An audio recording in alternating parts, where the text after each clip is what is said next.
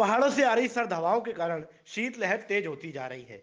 दिन में ठिठुरन और रात में ओस के कारण गलन बढ़ती जा रही है। मंगलवार तड़के पारा 4.4 डिग्री सेल्सियस रहा, लेकिन आने वाले दिनों में यह और कम हो सकता है। इसके साथ ही दिन में भी तापमान 20 डिग्री से नीचे जाने की आशंका जताई जा रही है। चंद्रशेखर आजाद कृषि एवं प्रौद्योगिक विवि के मौसम वैज्ञानिक डॉक्टर एस एन सुशील पांडे के मुताबिक पिछले 24 घंटे के दौरान देश के अधिकांश हिस्सों में मौसम शुष्क बना रहा। आने वाले 2 दिन में तापमान में बढ़ोतरी की बात उनकी ओर से कही गई है।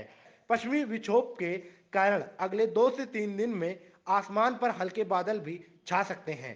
साथ ही बारिश की भी संभावना है। वहीं गन्ने की फसल को छोड़कर सभी फसलों को नुकसान की बात मौसम विभाग की ओर से कही गई है। फिर आने वाले समय में मौसम किस तरह रहेगा, क्या क्या बदलाव आएंगे? चंद्रशेखर आजाद कृषि एवं प्रौद्योगिक विश्वविद्यालय के मौसम विज्ञान विभाग से मैं एस एन सुनील पांडे।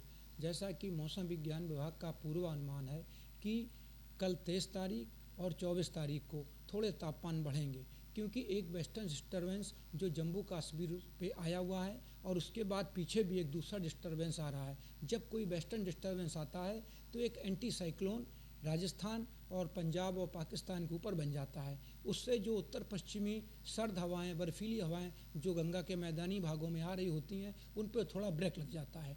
तो 2-3 दिन तक ये तापमान बढ़ेंगे और सर्द जो बर्फीली हवाएं आ रही हैं उन पर थोड़ा ब्रेक लगेगा। लेकिन इसके बाद 28-27 से बदली शुरू हो जाएगी। 28-29 में हल्की से कहीं कहीं भारी बारिश और कहीं कहीं बूंदाबांदी होने की पूरी संभावना है। उसके बाद जब ये वेस्टर्न डिस्टर्बेंस आगे निकल जाएंगे तो फिर जिस तरह से उत्तर पश्चिमी बर्फीली सर्द हवाएं पूरे गंगा के मैदानी भागों में कानपुर सहित आ रही थी, फिर आएंगी और तब कड़ाके की और ज़्यादा सर्दी पड़ने की पूरी संभावना है। तापमान कितना गिरने का अनुमान है अभी तक लगता है? एक लानीना इफेक्ट होता है जिससे प्रशांत महासागर थोड़ा ठंडा होता है।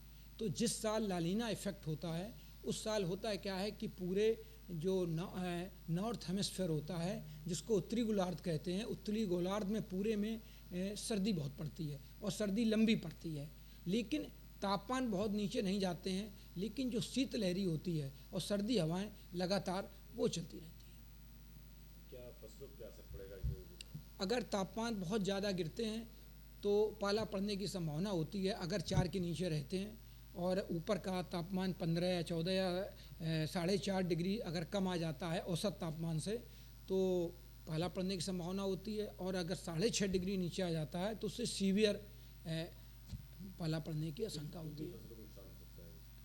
जितने भी पत्तेदार सब्जियां होती हैं सभी में नुकसान होता है। सारी सब्जियों में, सरसों में, आलू में भी, सिर्फ गन्ने में कोई नुकसान नहीं।